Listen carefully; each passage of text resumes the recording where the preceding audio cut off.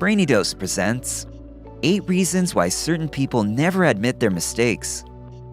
Everybody makes mistakes. Sometimes they're harmless, like forgetting your morning coffee on the counter.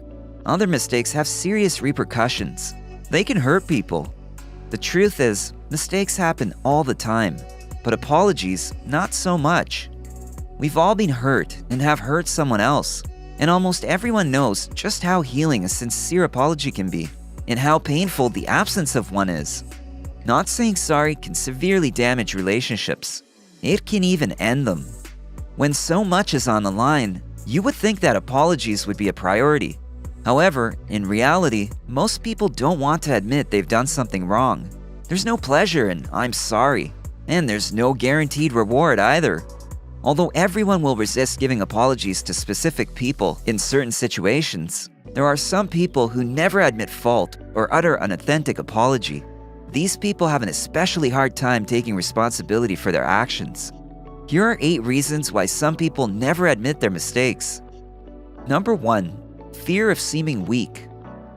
Although confronting someone you've hurt with a sincere apology takes courage, Western society doesn't see it that way.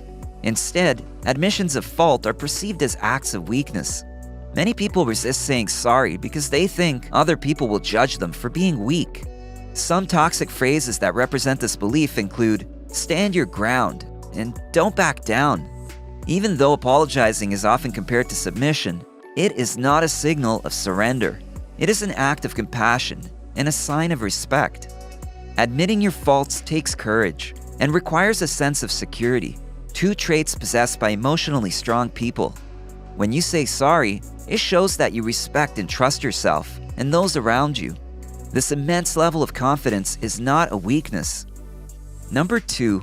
Fear of retaliation. Those who struggle to apologize may also fear retaliation. These people have an eye for an eye mentality, and they believe that those around them do too. They believe that if they admit their wrongdoing, the other party will surely seek retribution. Naturally, they avoid vulnerability as a defense mechanism. These types of people haven't learned how to trust others. If you encounter someone like this, the best way to handle any situation is to set and enforce strict boundaries. They're best kept at a distance from the things that matter most in your life, because they could wreak havoc. Even though you might want to help this person learn how to trust, it's better just to leave them alone.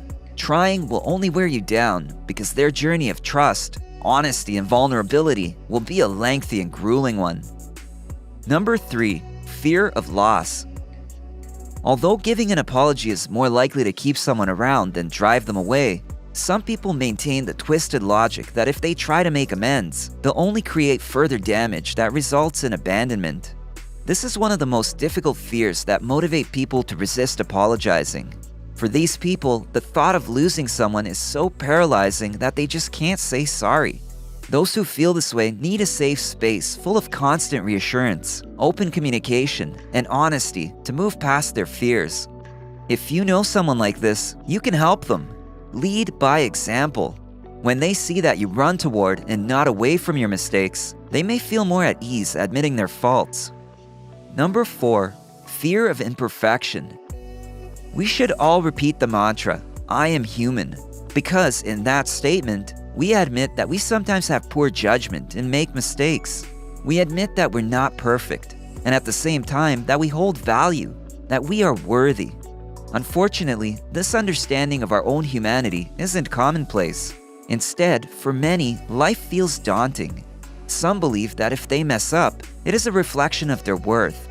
These people resist admitting their faults because they fear being seen as less than perfect. They're insecure and afraid that drawing attention to their faults will push others away, when in reality, it is their reluctance to apologize that may cause others to distance themselves. Coming to a place where you can recognize your own worth and your own susceptibility to mistakes requires grace, compassion, and honesty. It's not easy. For people who feel this way, acceptance from others is important. You can help them by providing validation that they are loved and reminding them that mistakes are inevitable. When they see that you won't punish them for their faults, they'll become more willing to admit their mistakes and apologize. Number 5. A desire for chaos. There are some people who aren't interested in getting help. or becoming the type of person who can say, "I'm sorry," and maintain healthy relationships. Some people, like narcissists, love chaos. They find joy in misery, withholding, and wrongdoing.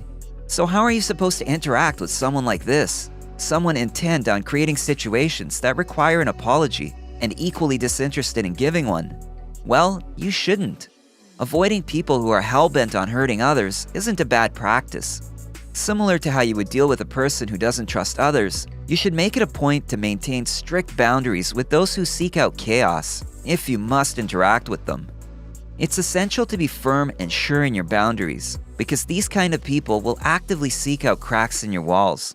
If they manage to slip in, they'll catch you off guard with immense quantities of drama.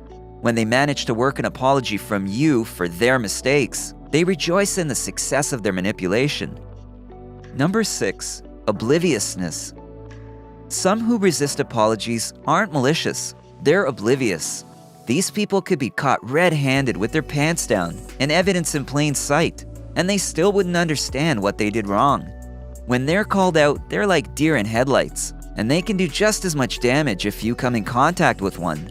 So, what are you supposed to do with oblivious people? Swerve out of the way? Maybe. It's important to note that some neurodivergent people struggle to detect social cues, and most of the time, they actively work to learn how to interact. This isn't about them. For others, obliviousness takes on a whole new level through learned behavior. Those who've been relentlessly coddled or self-shielded create a barrier of unawareness that protects them from taking responsibility for their actions. Although they may apologize from a prodding sense of guilt, they'll only feel ashamed after considerable action on your part. Number 7, stubbornness. When all of the previous shortcomings are combined, you end up with a person who is just plain stubborn. Even though stubborn people believe they did something wrong, understand how it hurts someone else, and can admit that saying sorry would improve a situation, they resist apologizing out of principle. What is that principle? No one knows. If you encounter a stubborn person who resists giving an apology, be just as stubborn in insisting that an apology is necessary. Call them out and be steadfast about your needs. They'll usually come around once they realize that their principles of self-preservation aren't helping them, although they still won't want to. Number 8, resistance to going first. In some situations, it's not just one person at fault. When tensions rise, things can be said and done by both parties that call for apologies. You've probably experienced this too.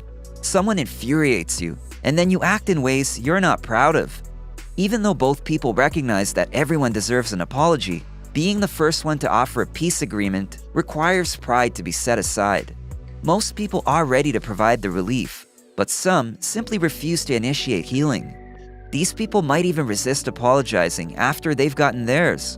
So, what's the best way to deal with these people? It might be tempting to cut ties or get angry, but that won't serve any good if you want to maintain the relationship.